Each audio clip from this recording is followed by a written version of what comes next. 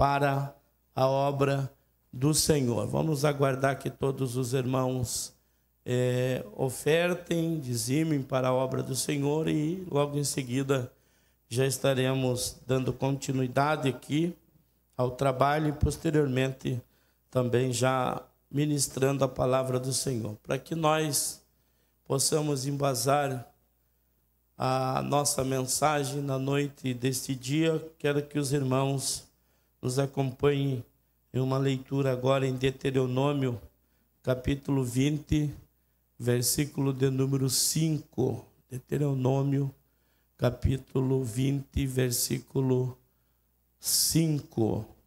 Os irmãos podem permanecer assentados mesmo, diz assim o texto. Então os oficiais falarão ao povo, dizendo: qual é o homem que edificou casa nova e ainda não a consagrou?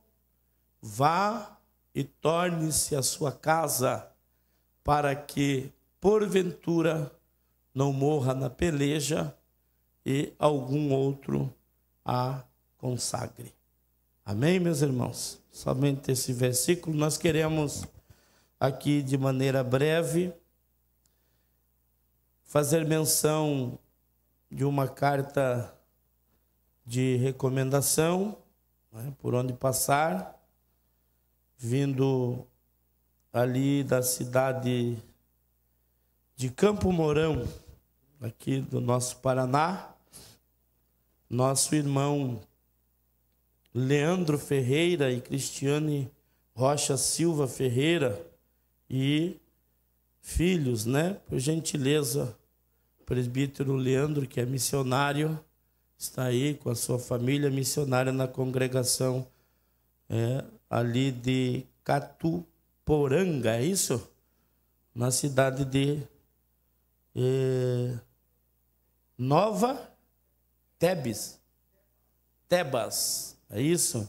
Também no Paraná. O mesmo é irmão do nosso evangelista, irmão Luciano, Cadê o Luciano? Está ali. Nossa alegria em tê-lo aqui conosco, poder tomar os seus assentos, e também queremos, de maneira breve, glorificar a Deus pela vida dos demais irmãos que estão conosco. Do nosso campo, alguém que esteja conosco que não pertence a esse campo eclesiástico, ou até mesmo alguns irmãos de outras denominações. Fica aqui a nossa gratidão, a nossa alegria de poder tê-los aqui conosco. Ou aos nossos irmãos que nos acompanham através das mídias, que Deus em Cristo possa vos abençoar grandemente. A nossa gratidão também de podermos compartilhar as bênçãos do Senhor através desses canais com os irmãos que não podem estar aqui. Alguns, porque moram bastante distante. Nós temos ouvintes não somente dentro do Brasil, como fora do Brasil, dos diversos estados. Em Santa Catarina nós temos muita gente que nos acompanha, bem como também todo o nosso Paraná e todos os estados do nosso amado Brasil, assim como também fora dele. Queremos louvar a Deus pela vida de todos os irmãos aqui presentes, das diversas congregações, em especial as duas congregações, a de Santa Rita, na pessoa do pastor Ricardo, também a sua esposa, a sua família, todos os obreiros, todos os irmãos que vieram da de Santa Rita. Nossa gratidão a Deus de poder tê-los aqui conosco. Também os irmãos da de Vila Guarani. Ninguém vai complementar? Lugar de gente feliz. Pastor Maurici Alves, irmã Miriam, todos os obreiros e esse grande exército que veio representar a nossa congregação de Vila Guarani, a nossa gratidão. Aos companheiros pastores, mudaram de né, aí de lugar hoje. Eu até ia falar do Ricardo, ele ir para cá, mas né, estão lá embaixo, o Ricardo está aqui em cima. A nossa gratidão a Deus pela vida de vocês, as respectivas esposas, aos irmãos de cada congregação do nosso campo, aos jubilados, né, a nossa diretoria, lembrando que o nosso presbítero irmão Davi Alves, ele está passando por um procedimento cirúrgico, mais uma vez, né, a partir das 18 horas estaria entrando na cirurgia e levaria algumas horas. Nós já estamos orando pela vida do servo de Deus, esse é o motivo de não estar aqui. Pastor Alessandro também, ali da Vila Bela, está passando também um processo. Os irmãos não deixem de orar pela saúde desses companheiros, bem como de todos nós. Nós carecemos da oração dos amados irmãos. Ao nosso coral, Deus abençoe. Aos nossos músicos também, da mesma forma. Aos nossos pastores jubilados que estão por aí, né? Pastor Arthur, pastor Valdeir, que está ali, Deus abençoe, irmã Angélica, né? E tantos outros aí, pastor Milton, pastor Dejaí, pastor Gessé, aí, pastor Urias, a todos os amados irmãos, é sempre uma alegria, e vocês não sabem o quanto que é importante a presença de vocês aqui, né? Saiba que nós procuramos fazer de tudo para honrar o nome do nosso Deus e também o nome e o trabalho de vocês que estiveram à nossa frente, preparando, né, o caminho. E hoje nós estamos aqui dando continuidade. E se Jesus não voltar, daqui a pouco nós estamos na qualidade de vocês. E esses jovens bonitos aí estarão também dando continuidade. A obra de Deus é dessa forma. Meus amados irmãos, nós queremos, nessa oportunidade, darmos continuidade. Estamos falando do verdadeiro avivamento e na última noite falamos do cuidado que se tem, né, com um avivamento que deve ser segundo o modelo da palavra de Deus. Para isso, falamos sobre 2 homens que trouxeram fogo estranho e por conta disso morreram. Vocês conhecem a história. E terminamos falando de que no Antigo Testamento do candelabro tinha uma regulagem. O fogo não podia se apagar, mas em contrapartida também não podia se exceder. Então, do controle que devemos ter para que não entremos nos exageros. Como disse o apóstolo Paulo, falando dos dons espirituais e nos ensinando, nos exortando à busca dos dons espirituais, mas que se fizesse tudo com decência e ordem. E nesta noite eu quero, já caminhando para o final, falar de um avivamento abrangendo a igreja e as famílias da igreja. Até porque, já disse isso algumas vezes e repito, nunca teremos como ter uma igreja avivada se as famílias não estiverem avivadas.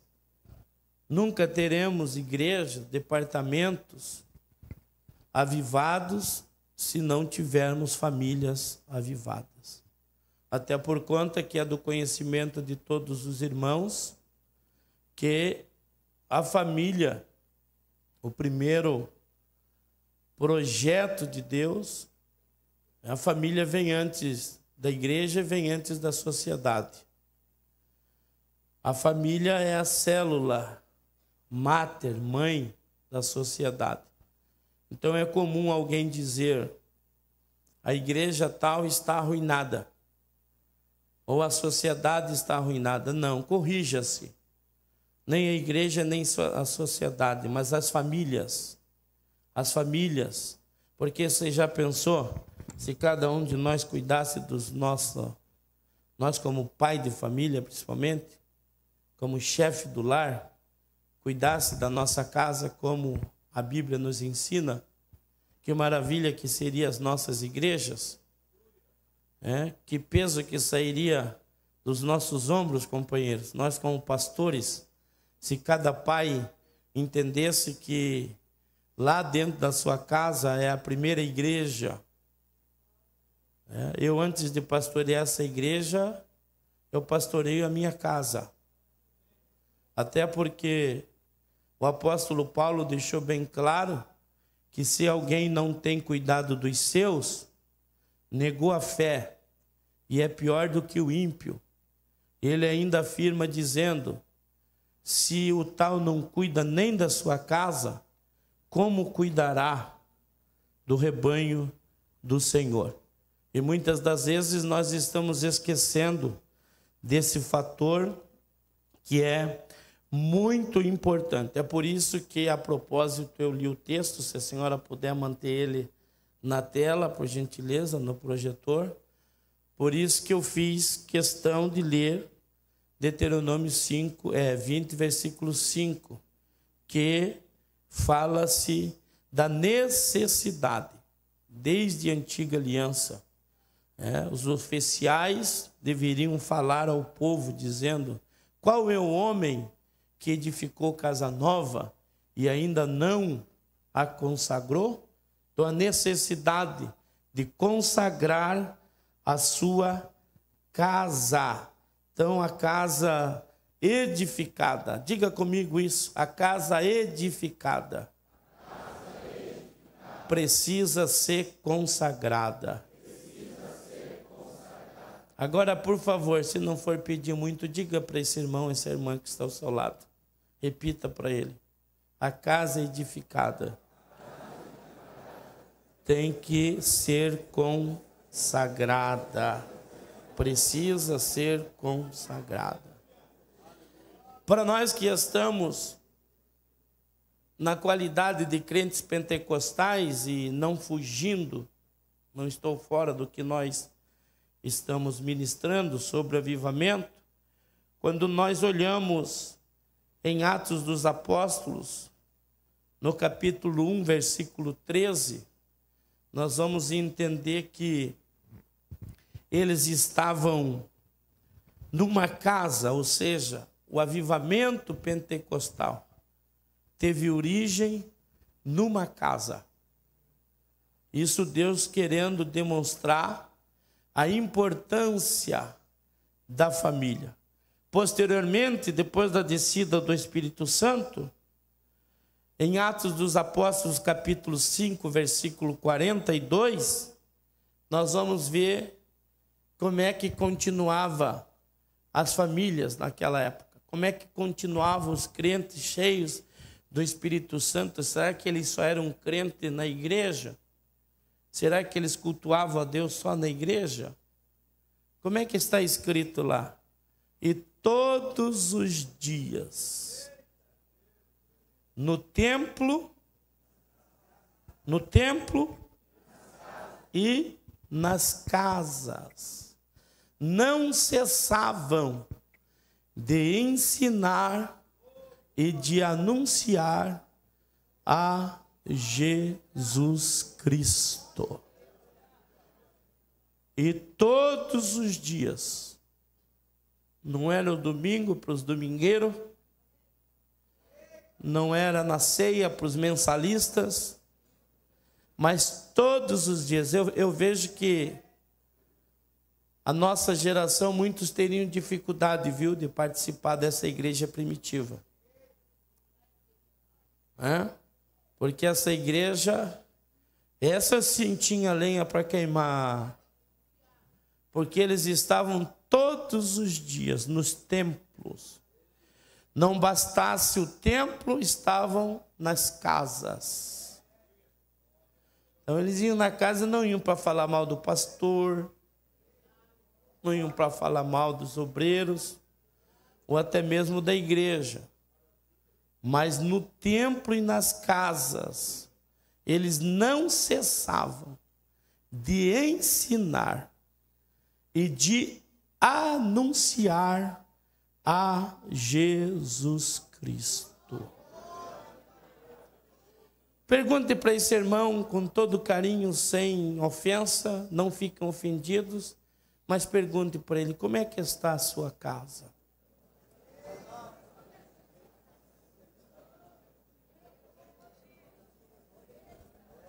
O que se ensina na sua casa?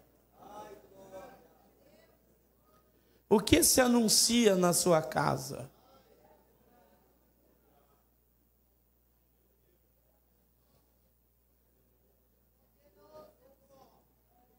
Às vezes estamos sendo privados de tudo aquilo que Deus tem para nós, porque estamos esquecendo desse fator primordial. E eu vou perguntar mais uma vez, como é que está a tua casa? O que é que está sendo ensinado na sua casa? O que é que está sendo anunciado na sua casa? Que tipo de coisas que você está vendo na tua casa? Que tipo de coisas que entra na tua casa? Irmão, eu ouvi esse dia algo, eu disse na reunião ontem e vou repetir aqui. Não vou dizer a mesma coisa na questão da história, mas eu vou repetir que eu sou um eterno aluno e sou apaixonado em aprender as coisas. Quando se fala das coisas de Deus. Eu estava ouvindo esses dias, eu acredito que seria um podcast de um cidadão, e o que ele falou, irmãos, mexeu comigo. Eu acredito que nenhum de vocês, ainda que pratique essas coisas, não vão ter como discordar. Ele estava falando assim, você já viu o que é que entra dentro da nossa casa? E aí ele pegou um personagem que eu até duvido que tem alguém no nosso meio que nunca o assistiu. Que é aquele personagem por nome Chaves. E aí ele diz assim, você já viu como é que é aquela vila? Tem até bruxa. Aí o Madruga, que só vive endividado,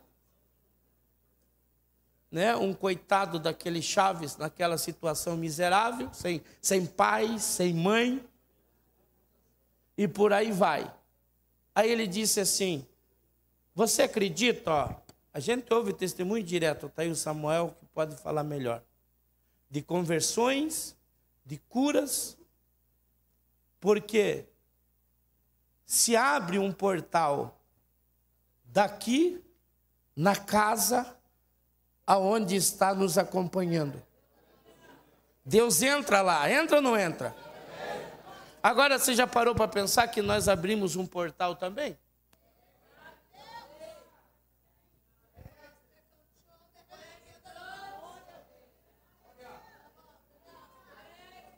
Quando nós assistimos qualquer tipo de coisa, nós abrimos um portal.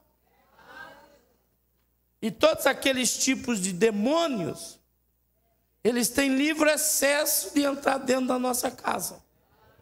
E agora está pior, né? Porque não temos só a tela, nós temos uma telinha na palma da mão.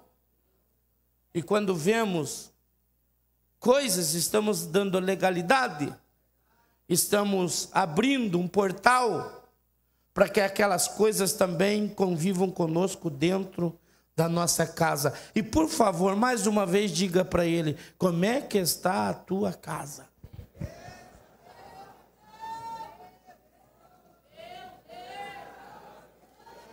E aqui é abrangente, né? Porque a gente podia falar de casa aqui como templo do Espírito que somos. E o próprio Jesus diz que os nossos olhos são o quê? A janela da alma. Se os teus olhos forem bons, todo o teu corpo será bom. Se prega mais essas coisas, né, irmão? O negócio está ultrapassado. Mas é a realidade. E aí queremos ser cheios do Espírito.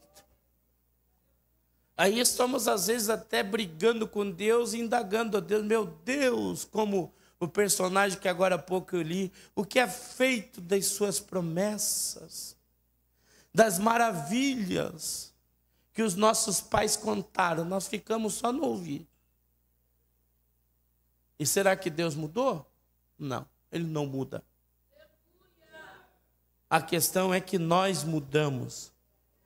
E estamos dando legalidade a muitas coisas que nos enfraquecem. E às vezes não sabemos. Esse dia eu nem sabia disso. Tem um tal de... é muito assistido. Cadê a irmã? A Jô, está por aí? Cadê a Jô? Fala lá, como é que é o nome? Dorama. Para mim isso é estranho. Mas diz que é uma febre. É uma febre. Não faz mal. É uma das portas, né? Diz que uma das portas do inferno é isso. Não faz mal e não dá nada. É uma das portas. Aí eu falei dela porque uma irmã chegou para ela, na casa dela, e disse assim: irmã, não sei o que está acontecendo comigo. Estou perdendo o desejo de orar.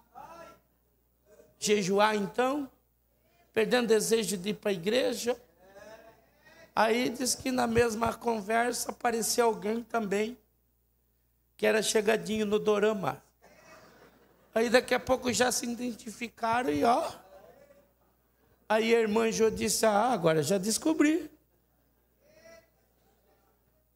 Por que você está nessa situação miserável? Mas o problema é que não tem problema. Não dá nada. E aí nós estamos aí sobrecarregados. Ficamos nos enchendo de tanta coisa que na concepção de quase todo mundo não dá nada. Mas que eu sempre digo, baseado nas Escrituras, Hebreus capítulo 12, que tem coisa, irmãos, que não é pecado, mas são embaraços. Portanto, nós também, pois que estamos rodeados de uma tão grande nuvem de testemunhas, deixemos todo embaraço. Embaraço é uma coisa, pecado é outra coisa. Hoje, malmente, nós estamos pregando contra o pecado, malmente. Embaraço, então, ninguém se importa. Mas você já viu alguém embaraçado desenvolver? Até porque a cultura que ele está usando aqui é a linguagem de atletas, que teria que tirar todo o peso para correr com liberdade. Então tem coisas que não é pecado, mas é embaraço. E aí nós ficamos embaraçados. E aí não podemos lá, deixamos todo o embaraço e o pecado que tão de perto nos rodeia e corramos. Como correr, irmão? Não estou conseguindo nem andar. Como que eu vou correr? Mas nesta noite eu quero profetizar que a espada, que é a palavra de Deus, vai te livrar desse embaraço. E você vai correr. Você vai correr com paciência a carreira que está proposta. Ajuda esse irmão, diga assim: eu profetizo sobre a tua vida que não vai ter embaraço, que vai impedir de você correr a carreira que Deus já propôs para você. Já está proposta. todo embaraço em nome do Senhor Jesus caia por terra, no nome do Senhor Jesus Cristo. Atos capítulo de número 2, versículo 2. Nós falamos bastante sobre isso, mas eu quero lembrar os irmãos. E de repente, veio do céu um som, como de um vento veemente e impetuoso, e encheu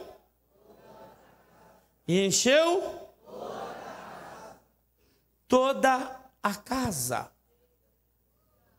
em que estavam assentados. O Espírito Santo desceu justamente numa casa, meus irmãos, numa casa de uma família. Foi lá que o Espírito Santo desceu, o derramamento ocorreu numa residência, numa casa de família. A isso deve nos levar a refletir sobre o importante papel da família, porque Deus escolheu a família para ser cheia do Espírito Santo. Veja, a família, irmãos, como disse no começo, é a primeira instituição divina na terra, a família. Foi o meio pelo qual Deus iniciou o ciclo da história humana, através da família. Foi o meio, ou por meio dela, ainda que ele fundou a nação que traria o Messias. O povo de Israel foi formado através de uma família.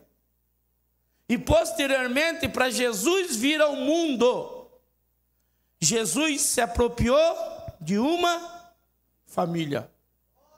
E aí você tem dúvida o porquê que é que Satanás investe tanto contra a família? Por que que ele procura destruir a família? É justamente porque ele sabe a grande importância, o papel importante que a família tem para a igreja. É por isso que ele quer de todas as formas destruir a igreja. Em Atos ainda 2, versículo de número 17, o que é que está escrito lá? E nos últimos dias acontecerá, diz quem? Pedro? Joel? Paulo? Quem foi que disse? Irmão, e se Deus disse, está dito. Queira Satanás o não, Deus já disse. E se ele disse, vai acontecer. Aproveita a oportunidade e diga para esse irmão, ele precisa ouvir isso. Diga, se foi Deus quem disse, está dito. Não tem nada, nem no mundo espiritual, nem no mundo físico, nem na terra, nem no céu, não pode, não tem nada que possa invalidar o que Deus disse. Aí é interessante que Deus disse para alguém, mas alguém desvia o ouvido do que Deus disse e começa a ouvir o homem. Aí o homem diz, você não vai conseguir, você não leva jeito, você não tem como chegar, quem é que vai te ajudar? Você não tem nem ninguém no ministério, você não tem condições, meu irmão. Quando alguém falar isso para você, você diga, eu não sei, mas Deus já disse, e se Deus disse, está dito. Se Deus falou, está falado.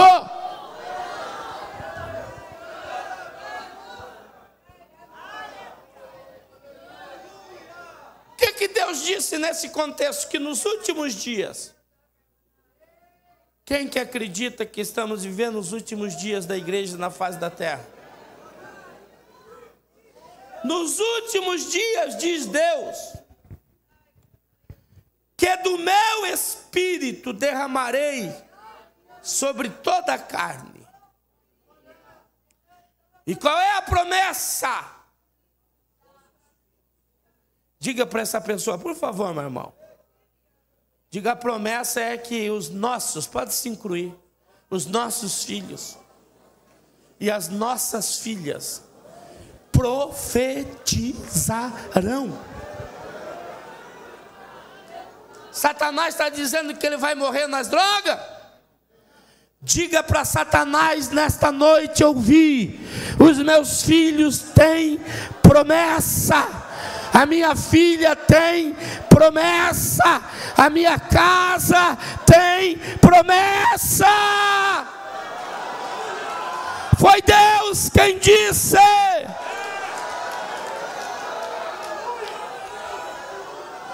A minha casa está debaixo da promessa de vida.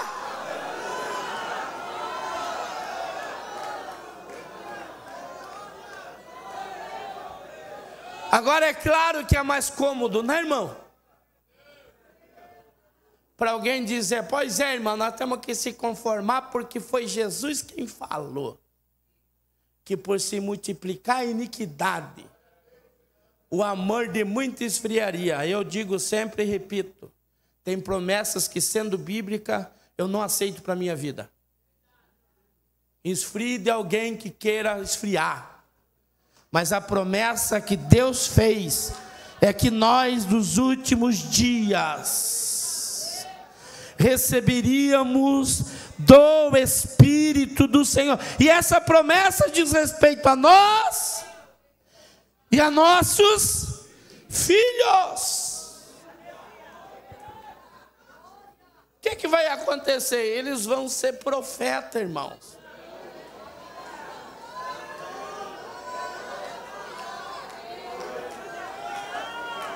Se você crê, diga para essa pessoa, diga, meus filhos vão profetizar.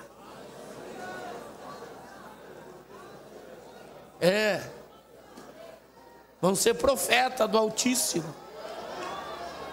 Vão profetizar, quando eu digo, não é só a questão do dom da profecia, mas a maior profecia.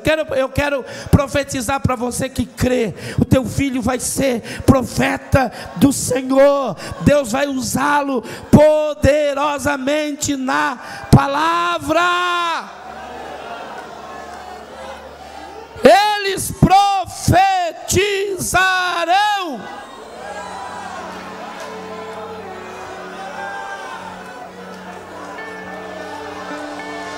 Deixa eu dizer para nós, se nós achamos que Deus fez muito na nossa vida, segura, porque Deus ainda vai fazer muito mais através dos nossos filhos.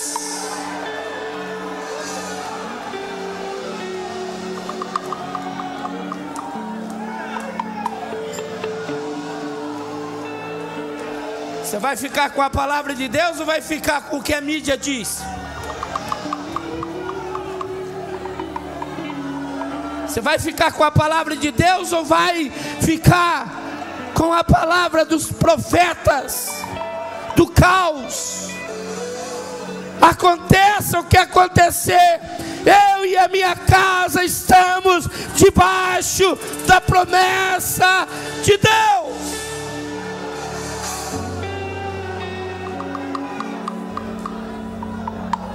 Para nós prosseguirmos, diga para essa pessoa, a promessa diz respeito a teus filhos.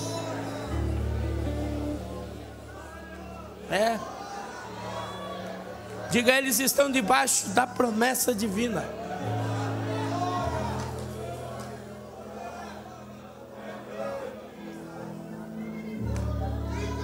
Os jovens terão visões.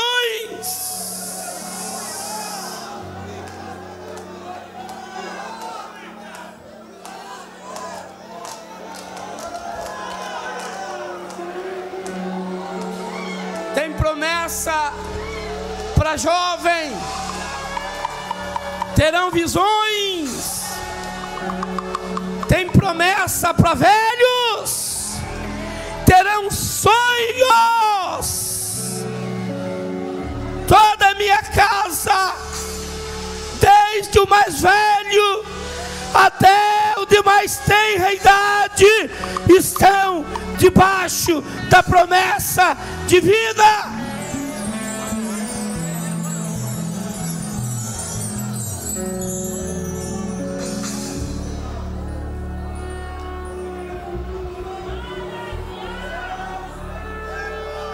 É por isso que é bom ser pentecostal. Velho pentecostal não envelhece. Ainda que o meu homem exterior se corrompa, o meu homem interior se renova. Ele continua sonhando.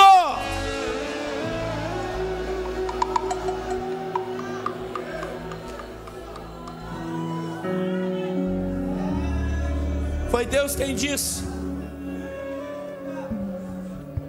os nossos filhos profetizarão, os jovens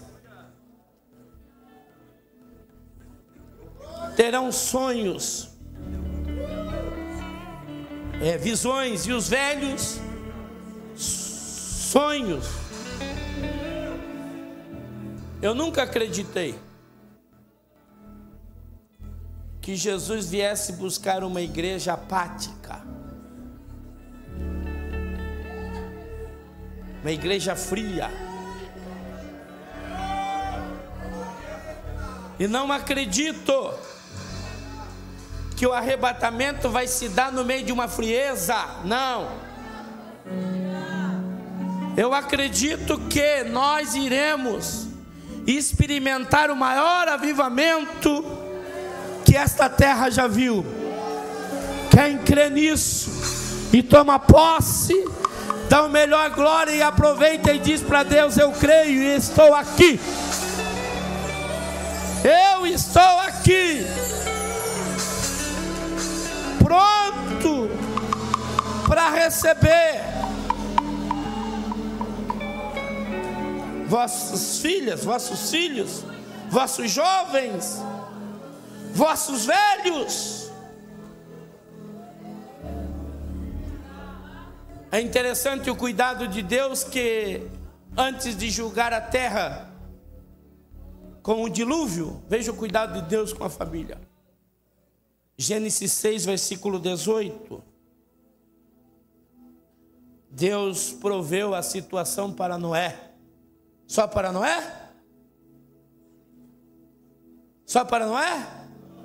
Que diz o texto: mas contigo estabelecerei o meu pacto, e entrarás na arca, tu e os teus filhos, a tua mulher e as mulheres de teus filhos. Meu irmão, não vai se perder nenhum.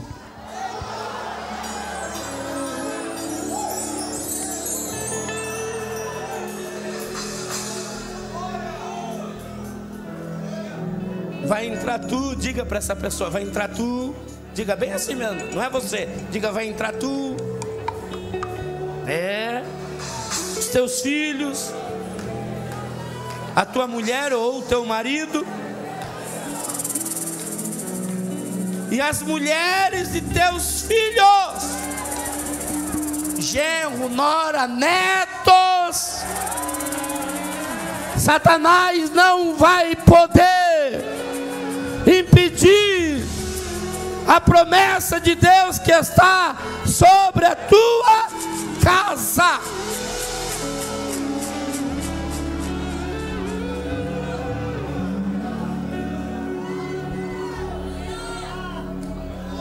Pastor, mas está assim, está assado. Não importa, receba a palavra nesta noite e se prepare para testemunhar o milagre que Deus vai realizar.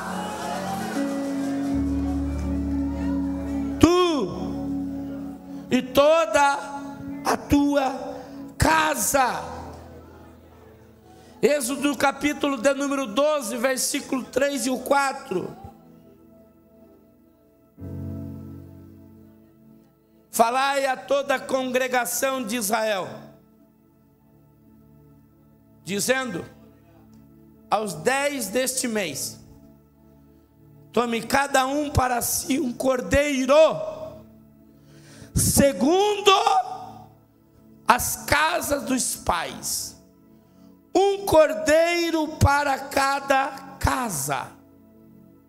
Mas se a família for pequena para um cordeiro, então tome um só com seu vizinho perto de sua casa, conforme o número das almas, conforme o comer de cada um, e fareis a conta para o cordeiro.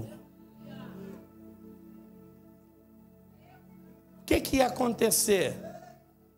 O anjo da morte ia visitar todo o Egito, ia matar todos os primogênitos. Porém Deus, cuidado com o seu povo, com a família, Deus disse: pegue um cordeiro para cada casa. Ato contínuo, passe o sangue do cordeiro nas vergas das portas, porque toda casa que estiver sinalizada com o sangue do cordeiro, o anjo da morte não vai chegar. Tem sangue do cordeiro lá, irmão? Tem sangue do cordeiro lá? Pergunta para o irmão, pergunta, por favor. Diga: tem sangue do cordeiro lá? Se tem sangue do cordeiro lá, fique em paz, fique tranquilo, porque aconteça o que acontecer, o sangue do cordeiro vai dar livramento para tu e para tua casa. Deus tem cuidado da nossa casa. O sangue do cordeiro vai nos livrar.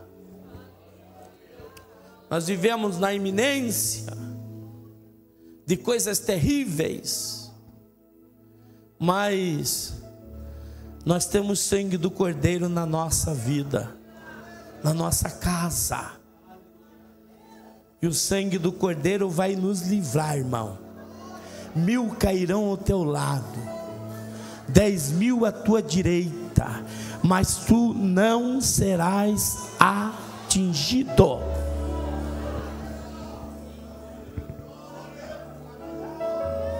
Tem que ter o sangue do cordeiro na casa. O cordeiro está lá na casa. Se o cordeiro está lá na casa, por que dessa insônia? Se o cordeiro está na casa, por que dessa depressão? Leva o cordeiro para casa nesta noite. Quando chegar, abra a porta e diga: entra, cordeiro, comigo. A partir de hoje, cordeiro, nada mais entra nessa casa, porque a tua presença será suficiente. Sabe por que muitas coisas entram na nossa casa? A ausência do cordeiro. O cordeiro é suficiente. Se tiver o cordeiro, irmão, não vamos precisar de nenhum atrativo, não vamos precisar de mais nada. O cordeiro é suficiente.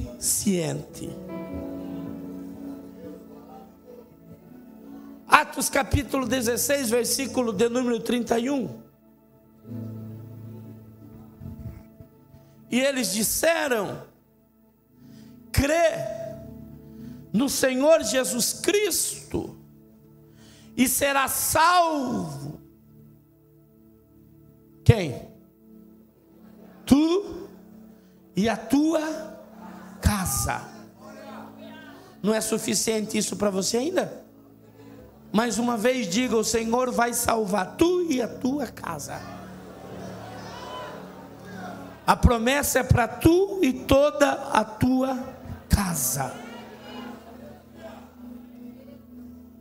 Aí nós vemos o cuidado de Deus quando já lemos que para Noé, Deus disse: entra tu e a tua casa na arca. Para Moisés, um cordeiro para cada casa. Josué, capítulo 2, versículo 18, a história que as irmãs cantam naquele hino maravilhoso, que é a promessa que não vai se ferir nenhum. Aí diz o texto: servindo nós a terra, não atares este cordão de fio de escarlata, a janela por onde nos fizesse descer, e se não recolheres em casa contigo a teu pai, a tua mãe e a teu irmão e toda a família de teu pai. A promessa de Deus, mais uma vez repetindo, para toda a família de teu pai, todos os descendentes. Deixa eu dizer aqui para alguém que, como eu, não tem mais pai. Teu pai morreu, meu pai morreu, mas a promessa do Deus vivo continua sobre a nossa casa, sobre a nossa família. A promessa de Deus está sobre a nossa família. A Bíblia fala também em Atos dos Apóstolos, capítulo 11, versículo 14, de um personagem por nome Cornélio, que sendo visitado por Pedro disse, ou pelo anjo, pelo Senhor, o qual, falando de Pedro, o qual te dirá palavras como te salves, tu e toda a tua casa. A promessa de Deus é para toda a nossa casa. Nós não podemos abrir mão disso.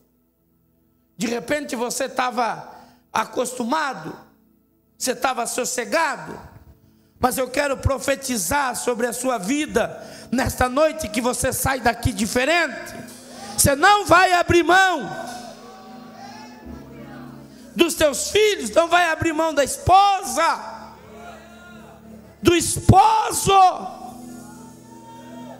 mas você vai sair daqui crendo no milagre e na promessa de Deus, que está estampada de forma clara, de que Deus não se importa só com você, só comigo, mas Deus vela por toda a nossa casa. E está na hora de fazermos como Jacó. Eu preguei sobre ele esses dias, e é de admirar, porque Jacó, ele tem passado por uma experiência espiritual muito grande. Entra no val, que é conhecido como cartório de Deus, porque lá ele entrou Jacó, mas saiu Israel. Foi trocado o seu nome. Não obstante uma experiência grande de uma noite toda, e até do elogio de Deus para com ele, dizendo: lutastes contra os homens, contra Deus e prevaleceste. Saiu diferente, com o nome trocado, até mancando de uma das suas pernas. Mas ato contínuo, é lamentável que este avivamento só pegou Jacó, porque a sua casa continuava de qualquer jeito. Até o dia que Deus permitiu aquele incidente de a sua filha ser abusada, os seus filhos vingaram, matando os abusadores e todos os homens daquela cidade, e o caos estava instalado. Jacó não sabia o que fazer, porque todos os povos da época queriam exterminar, só que esqueceram que Jacó estava debaixo de uma promessa. E automaticamente a família também. Quando eles pensaram que ia acabar com a promessa de Deus, Deus apareceu. Escute isso aqui, Jacó. Deus apareceu para você hoje. E Deus chega e diz para ele: levanta, Jacó. Sobe, Jacó. Vai a Betel, no lugar aonde eu apareci a ti. E Deus é cirúrgico e dizer: quando eu apareci a ti, aonde você não sabia o que fazer, não sabia para onde ir, era só incerteza que permeava a sua mente, o seu coração, a sua vida, mas eu apareci e te fiz uma promessa. Jacó ouviu a Deus, levantou. Não adianta ficar sentado, irmão. Não adianta se prostrar. Eu fico triste quando a gente convive com isso, pessoas que às vezes o golpe chega na sua casa, e aí eu entendo, eu sei que é difícil, mas eu entendo que como é que se vence? É vindo para a casa de Deus. Se orava, tem que orar mais. Se já jejuava, tem que jejuar mais. Mas é tão lamentável que essas pessoas estão abrindo mão, porque estão deixando de vir buscar a Deus. E aí, meu irmão, se tu não se levantar, você lembra de Agar? Agar está lá, sem pão, sem água. E qual que era a perspectiva dela? Cerca de 70 metros ou mais, deixar o menino, vai morrer.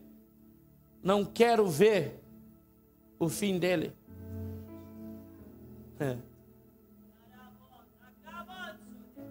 Vai morrer?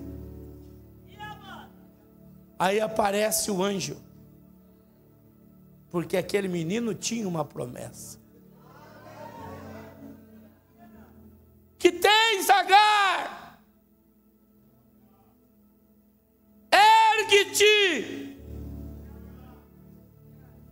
e levanta o menino, porque o menino não vai morrer. É interessante, né, irmãos? Antes de erguer o menino, antes de levantar o menino, ergue-te. Porque você prostrado, sentado, deitado, não tem condições de levantar ninguém. O primeiro passo depende de você. Ergue-te, levanta-te, e Deus vai te dar graça para levantar o menino. Ficando de pé e dizendo para esse irmão: o menino não vai morrer. Isso. O menino não vai morrer. E Deus vai abrir os teus olhos, e você vai contemplar a providência de Deus no meio desse deserto. Eu acredito que não preciso falar mais nada, né, irmão? Eu quero orar por você que se identificou com esta palavra. Saia do seu lugar.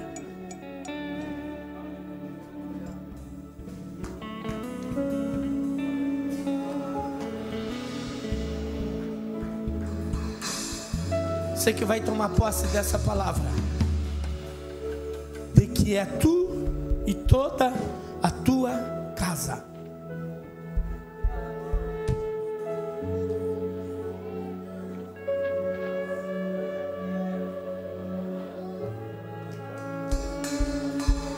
Bom, Alisson, vem cá.